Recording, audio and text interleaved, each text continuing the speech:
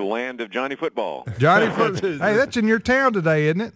Yeah, well, just down the road from where I am right now. We're going to play it in the Cowboy Stadium, so it's going to be as much fun as the one Monday night. I think people are going to be watching that one, too. Oh, that's going to be a lot of fun. I think that'll be sold out. I'm sure it is. It's been sold out for some time. I mean, they're selling these tickets online for the kinds of things they do during a Super Bowl. It's just pretty amazing. Well, you got A&M there from the state of Texas, and then you've got Oklahoma right up the road. So. Almost as good as Alabama and Notre Dame.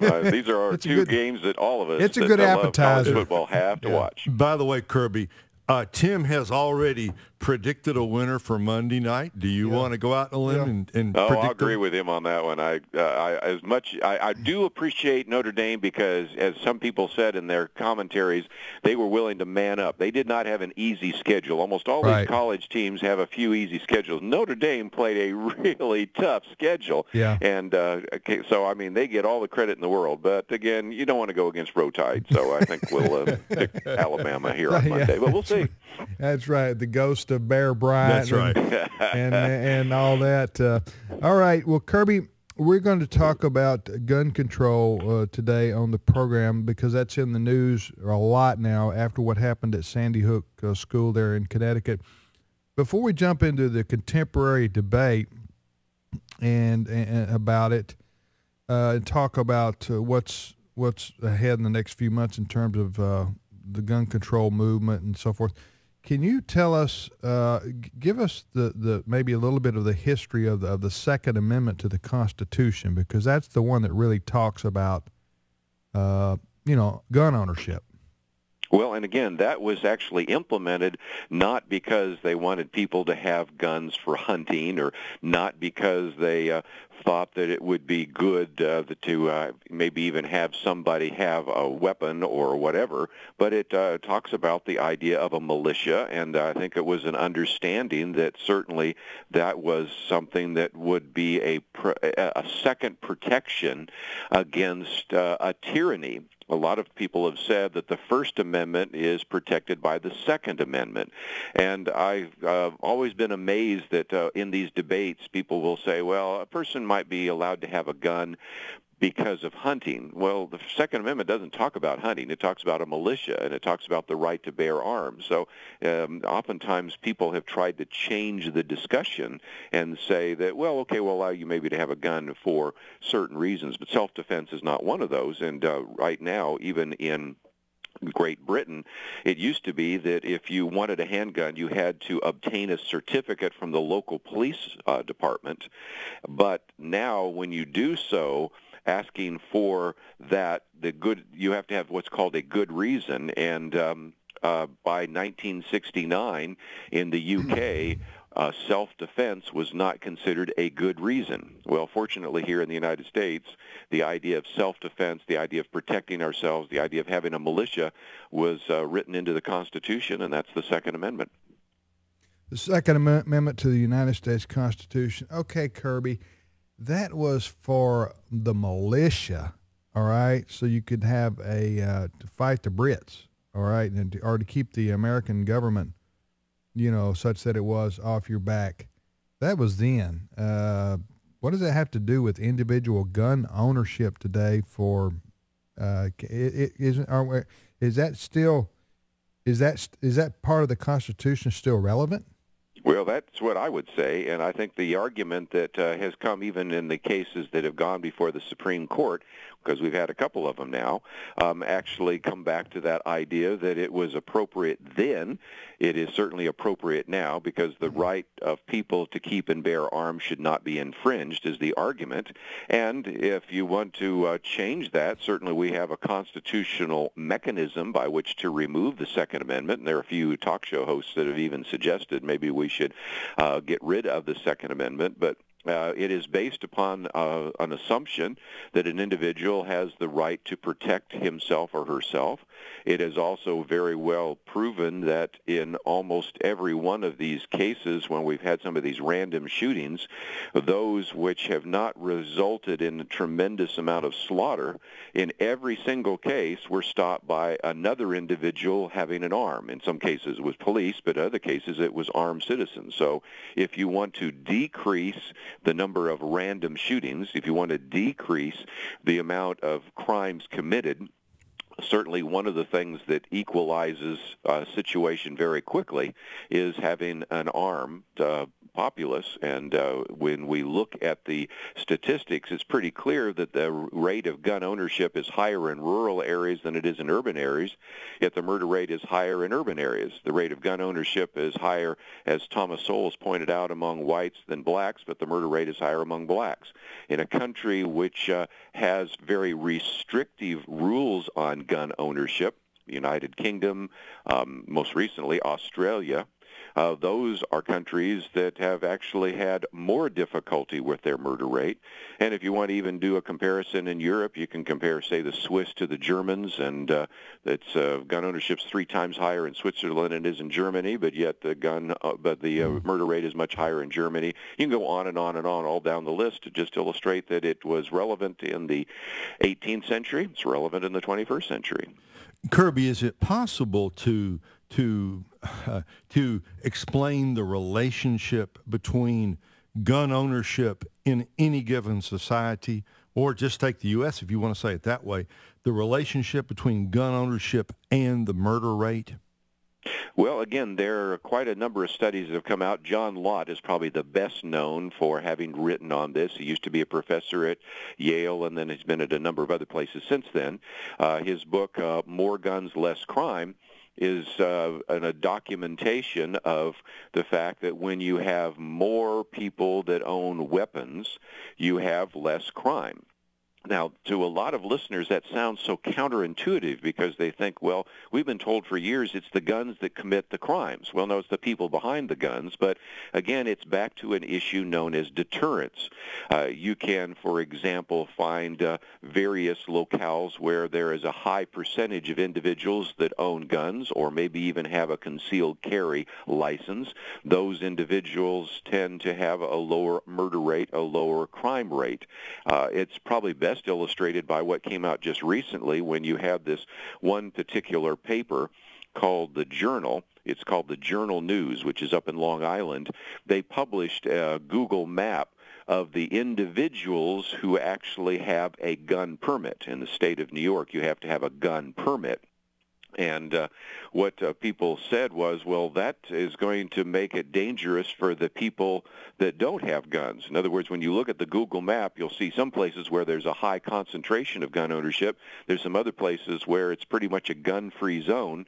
And some people have said by doing this, and they were doing this really trying to prevent people from having guns, if you will, but they did just the opposite because a lot of the people that aren't armed, they said, well, now you've made us targets for burglars. You know, not all criminals are idiots. Matter of fact, a fair number of them use rational choices, and if they know that they can enter into this home and there is nobody there that is armed, that is a much safer residence to enter than one where people are armed. So whether you look at the John Lott studies that have existed for decades now and have documented very well that gun ownership reduces crime, or you even just look at the kind of common sense idea that right now in some places people are publishing, like the Journal News has done, who has guns and who does not have guns, it provides an open target for burglars and other individuals to go into homes knowing full well that they will not be confronted by a resident that is pointing a gun in their direction.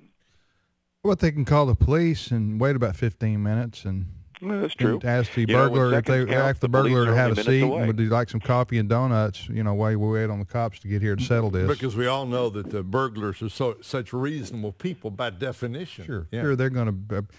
You're listening to the radio program Today's Issues on the American Family Radio Network. I'm Tim Wildman with Ray Pritchard. Our guest is Kirby Anderson. We are talking about gun control because that's in the news now, and it's going to be a big issue for the next few months in particular because the politicians are going to some of the politicians are going to try to take advantage of the Sandy Hook shooting to make political hay, and that's my opinion.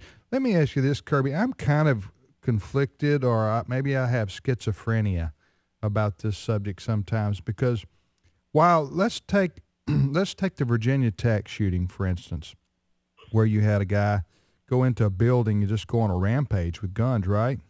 with a gun shooting people and killed a lot of folks. And so that it makes sense to me when somebody says, yes, had somebody had a weapon, had been allowed to take a weapon on campus themselves, they could have taken this guy out and he wouldn't have killed so many people. I understand that logic, and I agree with that logic. However, the other side of Tim says, I don't want my kid going to a university or college with everybody toting weapons. You know what I'm saying? Packing. So I'm conflicted about how to feel about that. So, give me some counseling there, brother. Well, and again, I think there is a reasonable expectation to say that one of the reasons we use deterrence is to not suggest that everybody's packing. A good example of that is most of us that have flown on airplanes know from time to time we may be sitting next to a marshal that has a gun. And we recognize how safe that is because now hijackers and terrorists recognize they really don't know who's carrying, but somebody might. That's different than saying everybody in the airplane is packing. See what I'm saying? Right, like and cowboys. There's a sense in which I think we, by just showing that certain areas are no longer gun-free zones, that doesn't mean that everybody's carrying a gun, but it means that somebody might. Again, the criminals, even these people that are mentally disturbed, and there's a good evidence now that suggests that up to 47% of these random mass shootings are done by people that are mentally ill. But even if they are mentally ill, and even if you accept the New York Times statistic on time, and it's New York Times, so we know it has to be right? Well, even if we accept that, they still make prudent judgments about this. So my argument would be that, no, you don't want a lot of kids showing up in class with guns in their belts. But if the perpetrators of these random shootings knew that somebody did and they didn't know who that was, whether it was a professor or a student or a security guard or whatever, I think you're going to see less of those shootings. So I accept that. But back to the other point, I mean, there's a very good piece that came out in the Wall Street Journal a while back called Guns, Mental Illness in Newtown, and they went through this long list of how these many mass murders that could have been worse were stopped by people with guns. Shoney's Restaurant in Alabama, the school in Pearl, Mississippi, school dance in Edinburgh, Pennsylvania, of course, the New Life Church in Colorado Springs that we heard about. More recently, the one in Clackamas Town Center in Oregon. In many of these cases, what could have been mass genocide was stopped by one person having an arm, and in many cases, as soon as that person showed the weapon, the coward that was shooting everybody shot himself. Yes. Hey, I was talking to a guy the other day about the situation at Sandy Hook School in Connecticut there. And this fellow was a Canadian. We were golfing. I didn't know him. He didn't know me. But he was a little bit on the gun control side, and he believed in hunting, and he didn't believe in not being able to own a gun. He just sort of, I don't know what the gun controls are in Canada, but he just sort of thought that we were too free here in America with our gun laws, that there ought to be more restrictions. He was a nice guy, and reasonable. But he said this to me, and I didn't really have an answer for him. He said, I don't understand. I said, well, the kid there in Sandy who killed those kids at Sandy Hook, he was mentally imbalanced, and his mother was trying to get him committed to an institution. That is true, right? Sure. Okay. That is true. That's a fact. And he said to me, well, then why is she teaching him how to use guns? Yeah. Because she was taking him, she was trying to get him committed, but she had also been taking him evidently to the firing range. Right. So, I mean, I hate to speak ill of the dead, but that could be partly her responsibility in the sense that you don't let mentally unstable people have access to guns. Right. Anyway. And I know we're coming to a break. Let me just use a good example. In Connecticut, there was a judge, Robert Killian, and he was actually trying to get passed a bill in Connecticut that would give the state authority to forcibly medicate and stabilize people with severe mental disabilities, like the one that apparently this individual had. And yet each time he's tried to push that through the Connecticut legislature, many of the Democrats there basically killed the bill on civil liberties grounds. So on the one hand, you have to ask the question, why did the mother actually teach the son how to use that? On the other hand, you also know that it was because we now seem to believe, because